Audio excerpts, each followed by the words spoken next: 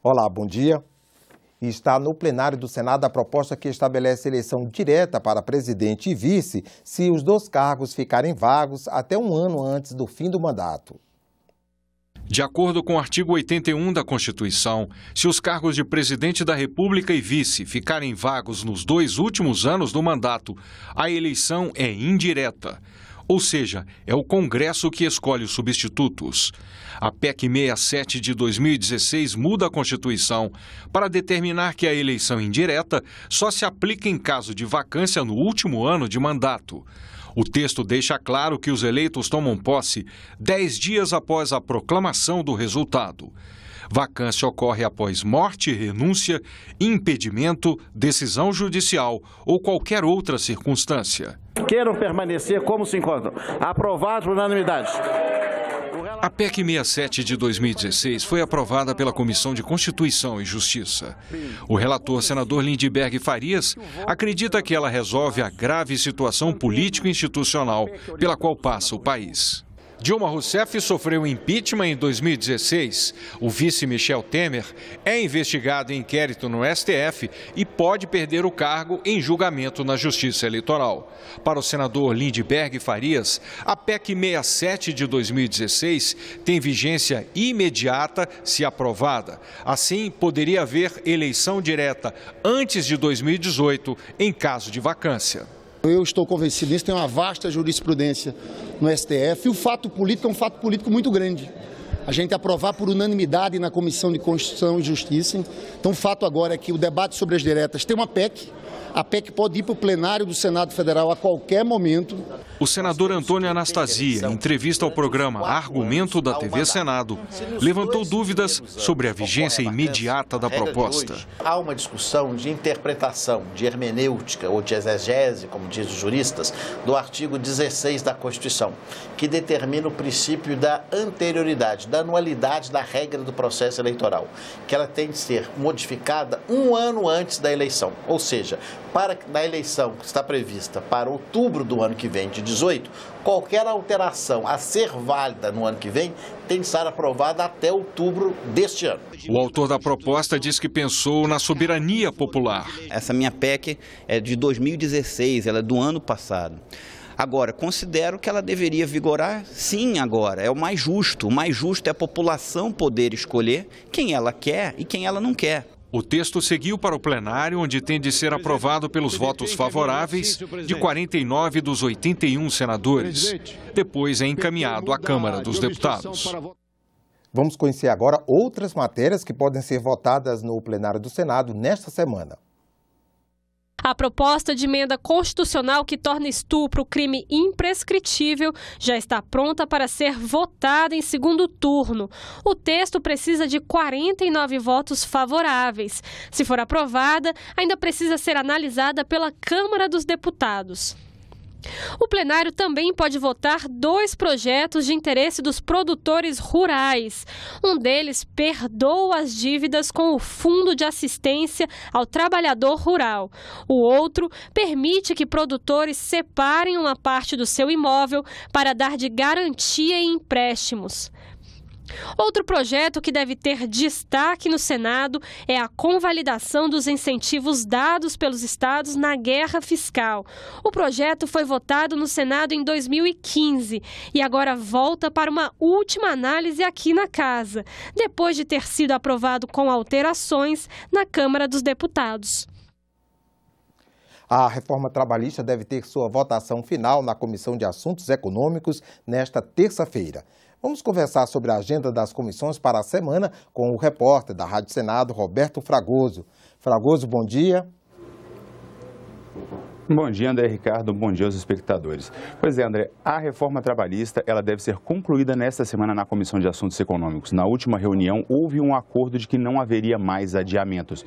O relator, o senador Ricardo Ferraço, do PSDB do Espírito Santo, ele defende a aprovação do texto como ele veio da Câmara dos Deputados, sem alterações, mas com um compromisso do governo de que haverá alguns vetos e depois a edição de uma medida provisória para regulamentar alguns pontos da reforma, para que ela não volte para a Câmara Câmara dos Deputados. O senador Paulo Paim, do PT do Rio Grande do Sul, anunciou que vai apresentar um voto em separado ainda nessa próxima reunião, pedindo a rejeição de toda a proposta de reforma trabalhista. Ele lembra que o julgamento da chapa Dilma Temer no Tribunal Superior Eleitoral está marcado para esta terça-feira, mesmo dia da votação da reforma trabalhista na Comissão de Assuntos Econômicos. Portanto, ele defende que é melhor aguardar esse julgamento e que cada mudança na consolidação das leis do trabalho seja discutida ponto a ponto. Michel Temer já sinalizou que, para garantir a aprovação da reforma trabalhista, ele pode abrir mão do fim da contribuição sindical. Esse ponto, portanto, poderia ser vetado e, para reduzir a resistência das centrais sindicais, poderia-se adotar um período de carência para o fim da contribuição sindical obrigatória, passando-se, portanto, a adotar a contribuição sindical apenas para aqueles que sejam filiados a sindicatos depois de um período. Devem ser regulamentados por medida provisória o trabalho de grávidas e lactantes em locais insalubres e ainda o trabalho intermitente. Lembrando que depois da Comissão de Assuntos Econômicos, essa proposta ainda precisa passar pelas comissões de Assuntos Sociais e de Constituição e Justiça antes de seguir para o plenário. Fragoso, e na Comissão de Constituição e Justiça pode ser votado o recall de políticos, correto? Exato. Está na pauta da Comissão de Constituição e Justiça uma proposta de emenda à Constituição que prevê a revogação do mandato de políticos. Inicialmente, essa proposta previa o recall de todos os políticos, incluindo deputados, senadores, vereadores e governadores, mas o relator, o senador Antônio Anastasia, do PSDB de Minas Gerais, restringiu a possibilidade da revogação do mandato ao presidente da República. Ele lembra que essa proposta, a revogação é diferente do impeachment porque não precisa haver um crime de responsabilidade, basta aquela chamada quebra de confiança, portanto, o eleitor decidindo que não quer mais aquele presidente concluindo o seu mandato. Para que a revogação seja analisada, é preciso que haja uma proposta assinada por 10% do número de eleitores que compareceram à última eleição presidencial. Essa proposta vai ser, portanto, analisada pela Câmara dos Deputados e depois pelo Senado. Se as duas casas aprovarem essa proposta do recall, vai haver então um referendo e a população é que vai confirmar ou rejeitar a revogação do mandato do presidente da República 2 anos depois do início. Ok, obrigado, Roberto. Um bom dia para você e para os colegas da rádio. Um bom dia e uma boa semana de trabalho para vocês no TV. Obrigado. Daqui a pouco, às 6 da tarde, a Comissão de Relações Exteriores promove mais uma rodada do ciclo de debates Erguendo Barreiras ou Construindo Pontes. O 6º painel sobre o Brasil no mundo globalizado trata da presença da China e foi uma sugestão de telespectadores. Ao longo desses primeiros debates, nós recebemos sempre muitos e-mails e muitos telefonemas e pessoas que vinham falar, nos abordavam, perguntando: vocês não vão tratar sobre o papel da China nessa ordem mundial? Então há uma curiosidade latente, né, sobre o que é a China hoje no mundo, o que ela representa, essa China que está se abrindo ao mundo, não é? Então nós resolvemos reservar um capítulo especial para tratarmos disso. E o título do painel é O Século do Dragão, a China e a Nova Globalização. A audiência pública é interativa e você pode participar por meio da nossa página na internet, senado.leg.br/e-cidadania, ou então pelo Alô Senado, 0800 61 22 11. Hoje é o Dia Mundial do Meio Ambiente. A data foi escolhida pelas Nações Unidas em 1972, durante a Conferência de Estocolmo, na Suécia, para chamar a atenção sobre a importância da preservação dos recursos naturais. Há 11 anos, a TV Senado tem um espaço reservado para essa temática. É o programa Ecosenado.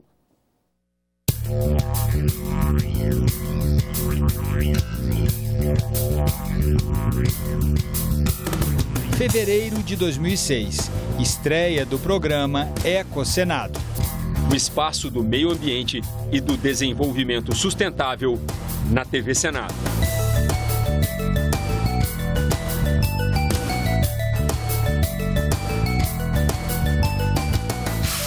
Em 2007, acompanhamos as audiências regionais da Comissão de Mudanças Climáticas. Belém do Pará e Manaus, na região norte. Rio de Janeiro e São Paulo, no sudeste. Fortaleza, na região Nordeste, Campo Grande e Brasília, no Centro-Oeste. O Ecosenado percorreu o Brasil para mostrar o trabalho de excelência que a Comissão de Mudanças Climáticas desenvolve. E fomos finalistas do Prêmio Allianz Seguros de Jornalismo, com a série de reportagens sobre o trabalho da comissão.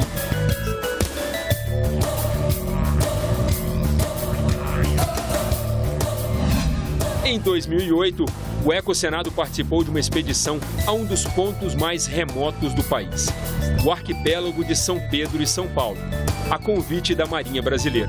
E voltamos de lá com uma reportagem que revela a dimensão das pesquisas científicas no ponto mais distante do território continental brasileiro, bem como o importante papel de apoio da Marinha Brasileira. Declaro promulgada o documento da liberdade. Constituição Federal, capítulo 6, artigo 225. Todos têm direito ao meio ambiente ecologicamente equilibrado. 2008 também ficou marcado pelos 20 anos da nossa Constituição. Pela primeira vez na história, um texto constitucional que dedica um capítulo inteiro ao meio ambiente.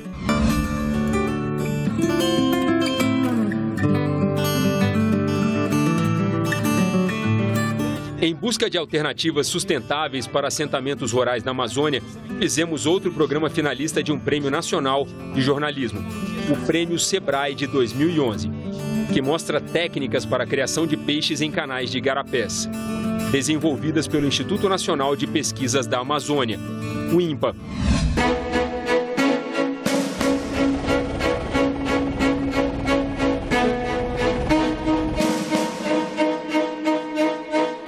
A votação do novo Código Florestal Brasileiro também ganhou destaque em várias edições do Ecosenado ao longo de 2011.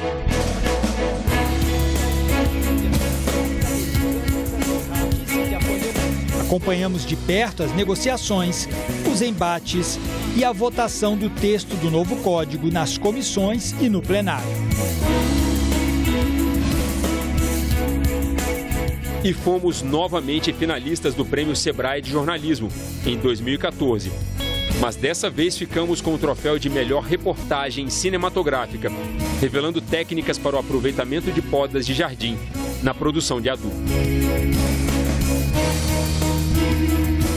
Uma solução criativa e sustentável para um dos maiores gargalos da coleta de lixo nas grandes cidades brasileiras. Tema de vários debates da Subcomissão de Resíduos Sólidos, que o Ecosenado também acompanhou de perto.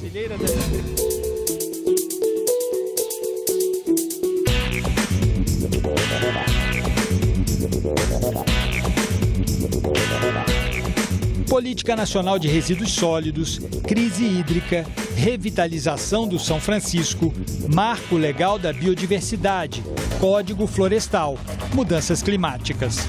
Nos últimos 11 anos, a TV Senado, por meio do Ecosenado, acompanhou todas as principais discussões envolvendo o meio ambiente e o desenvolvimento sustentável.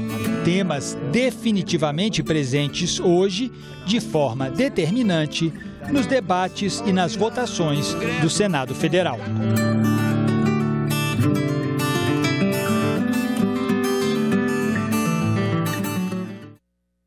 Você acompanha outras notícias na nossa página na internet e também ao longo da programação nos boletins do Senado Agora. Uma boa segunda-feira para você.